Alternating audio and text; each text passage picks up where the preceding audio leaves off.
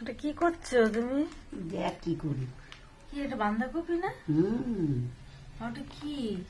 দেখ এটা মশলা। কি করবো মা? দেখ কি করি। এটা কিসের মশলা? এটা ডিম টিম সব দেয়া আছে, আলু সিদ্ধ, ডিম, আর যত মশলা আছে। এটা কি কি হবে মা এটা? এটা এটা বেসনের মধ্যে ছাড়বো। এই যে বেসন গুলছো? আর এটার মধ্যে কি কি আছে বলতো? সব রকম মশলা দিয়ে।